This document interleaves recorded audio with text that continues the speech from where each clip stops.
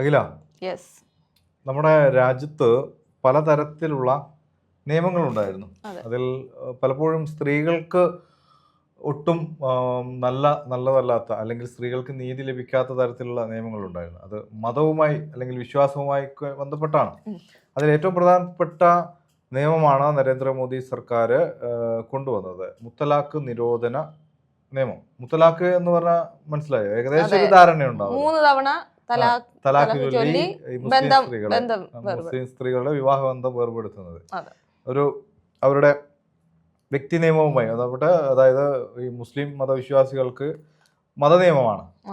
അവരുടെ പ്രധാനപ്പെട്ട മതനിയമം അനുസരിച്ചാണ് അവരുടെ ജീവിതം മുന്നോട്ട് കൊണ്ടുവന്നത്. അതുമായി ബന്ധപ്പെട്ടാണ് ഈ മുത്തലാഖൊക്കെ വന്നത്. പക്ഷേ മുത്തലാഖ് ചൊല്ലിയതുമായി ബന്ധപ്പെട്ട് നമ്മുടെ രാജ്യത്ത് നൂറുകണക്കിന് മുസ്ലിം സ്ത്രീകൾ ദുരിതം അനുഭവിക്കുന്നുണ്ടായിരുന്നു.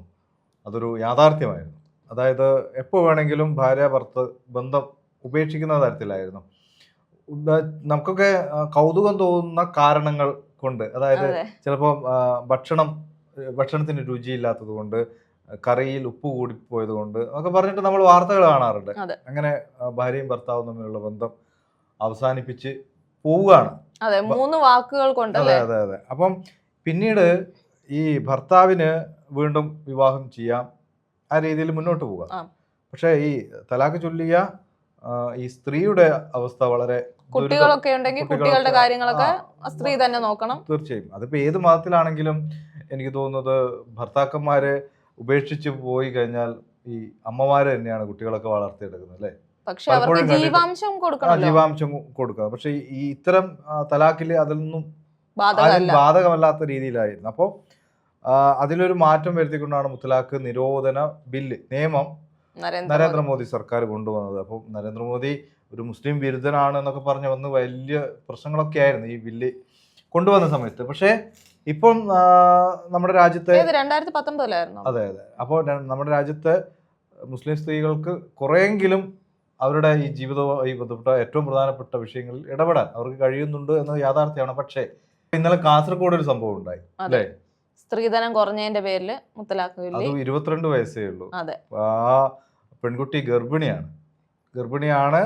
അതോടൊപ്പം ഈ ഗർഭാവസ്ഥയിൽ പോലും ചവിട്ടും തുഴിയൊക്കെ അനുഭവിക്കേണ്ടി വന്നത് എന്നാണ് മനസ്സിലായത്. അതും മറ്റേ അതായത് ഇമാമാന്ന് തോന്നുന്നു, പള്ളിയിലെ ഇമാം. അത്രയും ഒരു ഉന്നതയിൽ ഇരിക്കുന്ന ഒരു എല്ലാവരും വളരെ ബഹുമാനത്തോടെ കാണുന്ന ഒരു സ്ഥാനമാണ് പള്ളി ഇമാം എന്നൊക്കെ പറഞ്ഞാൽ. എല്ലാ മതസ്ഥരും, ഓരോ മതത്തിൽപ്പെട്ട ആളുകൾക്ക് അത്തരത്തിൽ റിലീജിയനുമായി ബന്ധപ്പെട്ട് നമ്മൾ ബഹുമാനിക്കുന്ന സ്ഥാനങ്ങളുണ്ട്.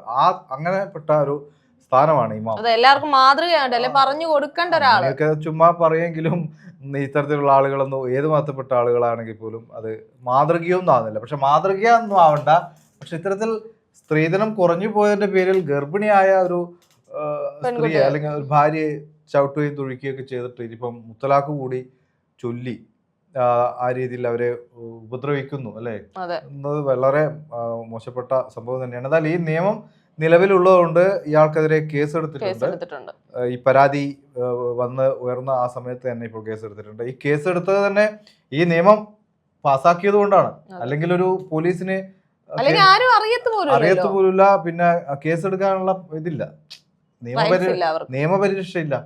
നമ്മുടെ നാട്ടിൽ നിയമം ഉണ്ടെങ്കിൽ ആ നിയമം ലംഘിക്കപ്പെടുമ്പോഴാണല്ലോ കേസെടുക്കുക, കേസും പോലീസൊക്കെ വരും. അപ്പൊ അത് എന്തായാലും നല്ലൊരു നിയമമാണ്. ഈ നിയമത്തിലും നമുക്ക് ജാതിയല്ല, ഒരു മതത്തിന്റെ ഇത് സത്യം പറഞ്ഞാൽ മുസ്ലിം സ്ത്രീകൾക്ക് സ്വാതന്ത്ര്യം നൽകി എന്നൊക്കെയാണ് പ്രധാനമന്ത്രി പ്രസംഗിച്ചത്.